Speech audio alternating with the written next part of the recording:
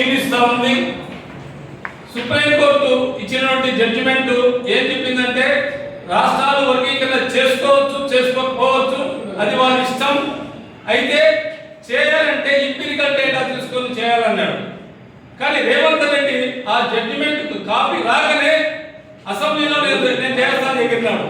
ఇక చంద్రబాబు నాయుడు ఇంకా దారుణంగా పత్రికా స్టేట్మెంట్ ఇచ్చాడు. అయితే మేము చెప్తున్నాం, ఎంపిరికల్ డేటా ఈ రెండు రాష్ట్రాలు తీసుకోలేదు. ప్రధానంగా చంద్రబాబు నాయుడు అసలు డేటా 2011లో ఏ డేటా ఉన్నదో అదే డేటా తీసుకొని వర్గీకరణ చేశాడు. మేము చెప్తున్నాం ఇది చట్ట వ్యతిరేకమైంది.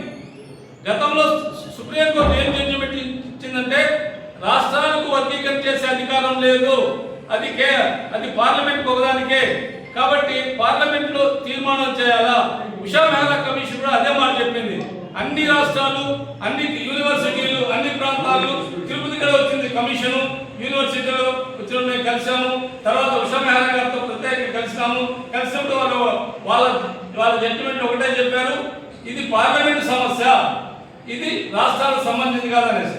కానీ ఈ 20 సంవత్సరాలు కాకుండా మందకృష్ణ ఎక్కడో Punjab versus state government, central government చెందినటువంటి ఆ కమిటీ వాళ్ళు ఇచ్చినటువంటి సుప్రీం కోర్టులో జరుగుతూ ఉంటే దానిలో మోడీ సలహాలతో ఇంప్లీట్ అయ్యాడు.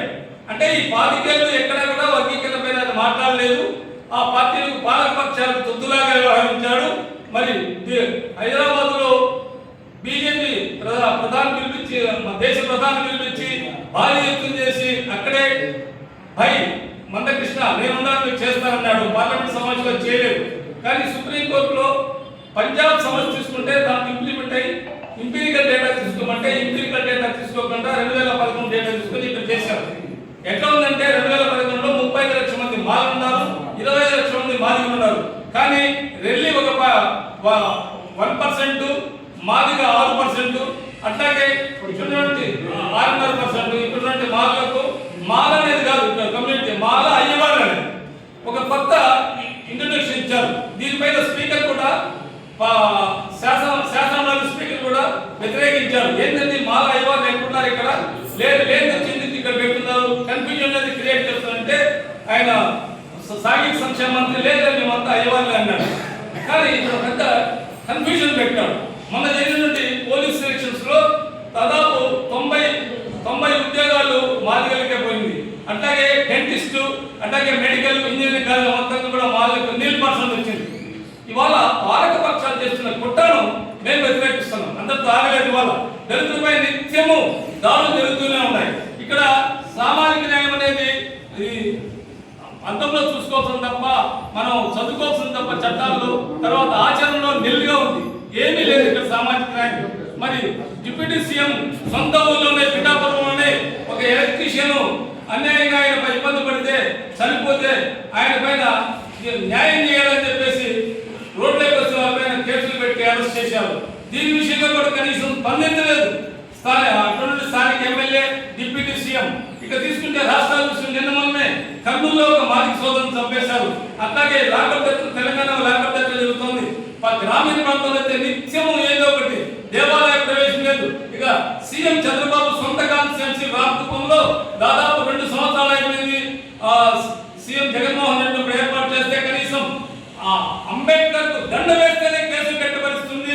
చంద్రబాబు మేము ఆయన కలిసి ఇచ్చాము, కనీసం ఇవాళ నిన్న వచ్చినప్పుడు కూడా కలిసి దానిపైన ఎలాంటి స్పందన లేదంటే అంబేద్కర్ కు దండ వేసినా కూడా ఈ దేశంలో, ఈ రాష్ట్రంలో కేసులు పెట్టుకున్న దుస్థితి ఉంది. అంటే మాలలు కనీసం అడుగు పెడితే కేసులు, దౌర్జన్యాలు, దోపిడీ వ్యవహారాలు జరుగుతున్నాయి. కాబట్టి నేను మాల మాట్లాడింది రాజ్యాంగపరంగా మాకు డాక్టర్ బాబాసాహెబ్ ఆయుధం ఇచ్చాడు ఓటు నాయకుడితో.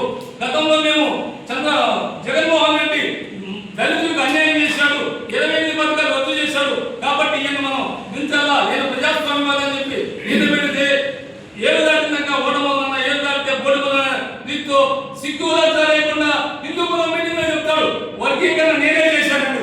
అంటే ఆయన పెద్దవాళ్ళకి కూడా మాది ఒక కులానికి ఎవరైనా అందిస్తారా? పాలకుడు ముఖ్యమంత్రికి అందరూ సమానమే. మా ఓట్లు వేయలేదు ఆయనకు, మేము మా ఓట్లతో గెలవలేదా? ఈ పరిస్థితుల్లో ఉన్నప్పుడు మేము మానవులు మొత్తంగా కుప్పం నుంచి దాదాపు ఇచ్చాపురం వరకు రాజ్యాంగ పరిరక్షణ యాత్ర జరిగితే కుప్పం మీటింగ్ ఏంటంటే మొత్తం యాత్ర రద్దు చేశారు. ఇక్కడ ప్రజాస్వామ్యం లేదా? పాలకులు ఆడింది ఆట. ఇక్కడ వాళ్ళు చెప్పిన పొందిందే న్యాయంగా ఉంది, రెడ్ బుక్ కేకలు జరుగుతూ ఉంది.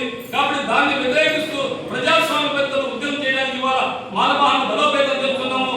అనేక జిల్లా కమిటీలు, మండల కమిటీలు, ప్రాంతీయ కమిటీలు, మొన్నే రాష్ట్ర మహాసభ మందపల్లి జరిగింది. మరి సందానంద గారిని రాష్ట్ర ప్రధాన కార్యదర్శిగా నన్ను అధ్యక్షుడిగా ఎన్నుకున్నారు. మరి అట్లాగే జిల్లాలో అనేక ప్రాంతాల్లో అనేక కమిటీలు ఏర్పాటు చేస్తాం. అందులో భాగంగా ఇవాళ మనం మధురి మీజూరి మల్లికార్జును తిరుపతి పార్లమెంటు నియోజకవర్గం అధ్యక్షుడిగా మనం నియమిస్తున్నాం.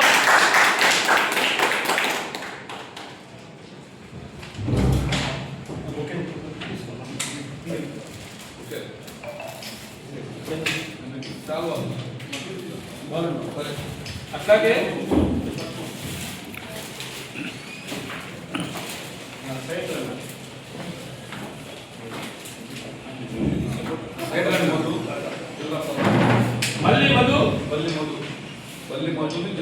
జిల్లా ప్రధాన కార్యదర్శిగా తిరుపతి పార్లమెంట్